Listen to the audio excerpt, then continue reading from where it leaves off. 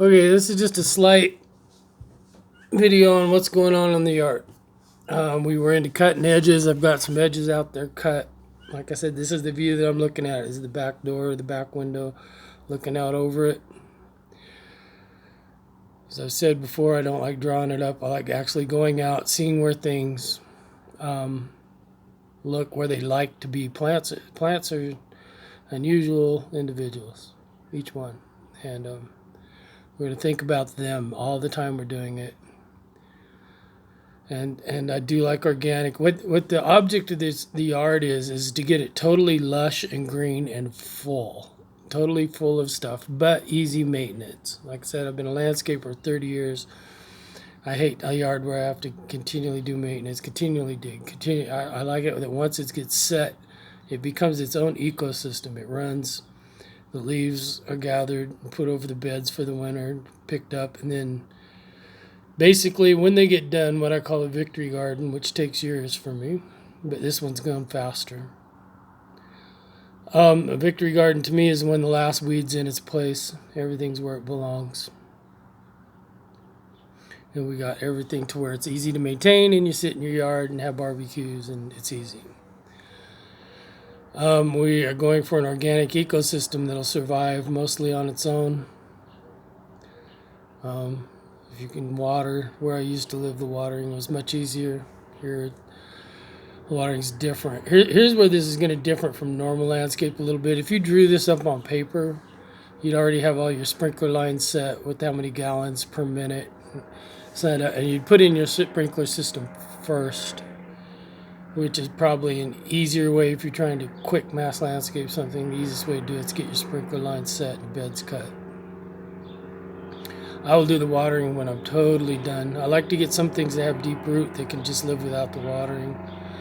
Other than your normal little bit of watering. The less watering I can get done, the better, but we do consider water. So this is going to be just talking video on landscape and organic landscape and growing food and homesteading and all of this stuff. I have an apple tree here. Speaking of food, there's 2 more trees I'm going to put in the back. Little ones. One of them will be a pear, one of them a plum, something-ish like that. Smaller ones. All right, and there's some things you need to consider when you do this. Like I said, now I'm thinking of the view of what it looks like from the house. But that tree back there, that big tree in the back, has a little copper rod laying up to it. And I'm learning to put these in my yards. And basically what it is, it's just like a little sundial back there looking at the sun.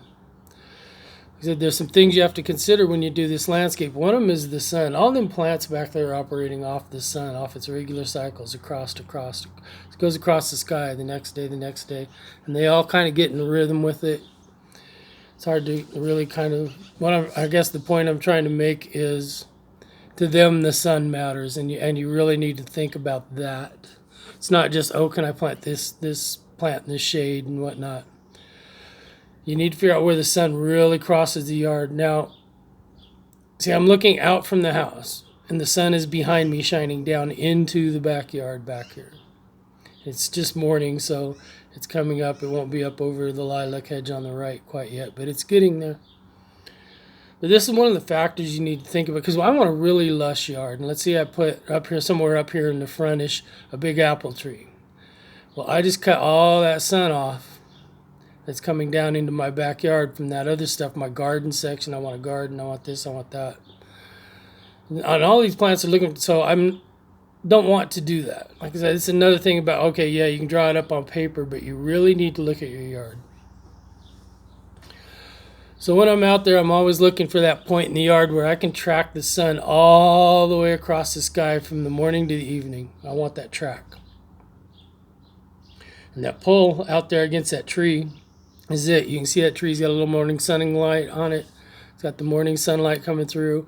It'll come across that sky all the way and have sun, and in the evening that tree back there, the big one, will have sun on it in the evening. So it's got a place where I full cross. I do need one place, and there's a metal bar out there for, like I said, a sundial. On that, I'll start marking what is called a solstice. We're going to do some sunlight today for a minute. One of these videos, I'll take you back there and show you the solstice marks. once I get them completed. But I just started on this yard. I don't even have solstice marks yet. But there is a point to this. So let's just say the sun is going, like I said it is, over the house and into that backyard. If I took that back fence there and totally made a green wall out of it, I'm not hurting nothing. There's an alleyway on the other side.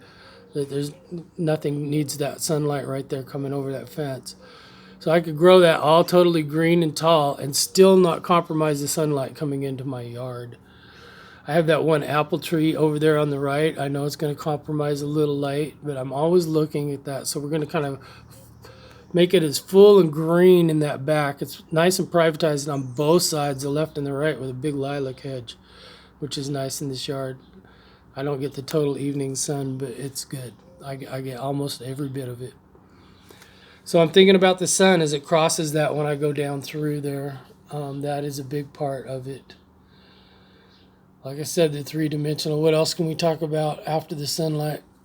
So, and I will take you out there and show you how I do the solstice. I'll finish the sunlight part right now. Okay, so let's think about this as the sun's coming out. It's crossing the sky. The shadows are moving, and then the evening sets. That full day out there in the sun. What we find is in the winter time, the sun is lower in the sky. So the shade from the house is going to shade most out there in the wintertime, but we're not growing much, so everything's going dormant. But in the summer, it starts getting higher in the sky. So basically it goes up high in the sky, and as it comes across, the shadows are going to cross a little different. I get more sunlight in my backyard. As it heads towards winter, it comes down until it's down by the house, and everything's drawing long shadows. We're going to use that pole in the back to mark when it's at its lowest point. There'll be some permanent fixture back there I'll put in, decorate it, or make it whatever I want it to be. But it will have marks on it, so you can go out there and go, oh, it's at its mark. The sun, we're done with winter. It's going to start coming up. The sun's going to start moving. It's going to start. So you can see the solstices. All of this is important. Everything in that yard, all of the plants, I guess is the point, are looking at that. That's what everything. So as I'm looking out from here to design it, all the plants in the yard are looking in towards that sun. And we're going to kind of keep that so we can get all the little nooks and crannies that have sunlight, something growing in them. Like I said, we do want green, breathing, living things. And so right now we're looking at those things. We're looking at how the sun crosses the yard, and we're looking at our designs. A few other notes. There's been a little cottontail bunny rabbit that comes through. I got to think about him. Another thing is a bird bath. I need to get a bird bath in there, back there by that tree somewhere as well. A bird bath, what it does is when you have bees that come through your yard and you, I got all these plants planted for the bees, don't forget them a little bird bath to get a drink. Okay? The birds want to drink. Believe it, wasps and hornets will want to drink. They'll start trying to find a place to build. You can discourage them. You can do whatever you'd like. I can discourage them, get rid of them. But I prefer if I have a little corner, like the very back corner by that tree where somebody might jump the fence and they build a little nest there, I have no problem with them. Like I said, I'm organic. All of these things have purpose to me. The wasp and the hornets, when somebody runs over a squirrel and it's laying in the road, they will clean that up. Take them 2 hours and that animal will be cleaned up, and they'll haul it all off and they'll clean it. Everything has its little purpose coming on. We're going to use a lot of cow manure out there in the beds I've got started. It'll help burn the weeds and whatever roots are down there. We'll let it burn there for a little while, and then if we need to plant, we'll clear some of that out. Thing is, if I get a little cow manure over in all the bedding areas and around that tree and everywhere that I can, and just spread a thin, maybe quarter-inch layer of manure in places where it's not going to burn, it's hot, and we'll get into that later. But I do want to start laying it down and letting it leach in. Some places it'll be extra hot, and I'll have to move it and stuff and get it around. But once that entire yard gets hot, for the next 4 or 5 years, okay, everything out there should have something to draw off of. And it'll, as the water and the rains and the snows, it'll all leach down and spread out, and the ground will become fertile. So we're going to start off. We need this yard extremely fertile. I've yet to find a worm. I have dug everywhere in this yard, not one worm.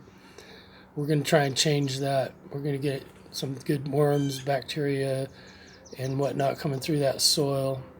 everything getting to where it's supporting each other. These plants will support each other if it's done right. This is what this is all about. It's about a system where the land supports itself. It's designed, it looks nice, and everything's running. I mean, it's got food in it. It's beautiful to look at. You can walk out there, and it's not high maintenance. Something easy to clean, but lush. A really nice yard. So that's it for this video. We're just kind of going over some of the things. We went over sunlight in this one, so I'll mark this one sunlight, the importance of sunlight in a yard. And not only the importance, but the plants are actually using it to run it on, and circadian is the word. It's a circadian system, for me anyway. It may be slightly offish for some scientists, but we're looking at the circadian system of the backyard, because when this does get full and green and lush, it will look nothing like that. It'll look like a jungle out there. Everything will be running off of that circadian system, supporting each other.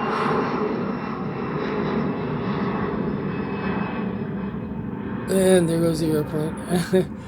And so that's the idea. The idea is to get this. It will not look like this. We will have this so full and lush. It's beautiful. I like to plant flowers, and I like to plant food. And I like to landscape the yard and totally in it. Some food like asparagus, if you can get it in, to find a happy spot, it looks beautiful in the fall. If you don't eat it and you let the plumes come up, it has beautiful fall colors. So you can't even tell it's asparagus. Somebody'd walk by it all day and not even know what it was.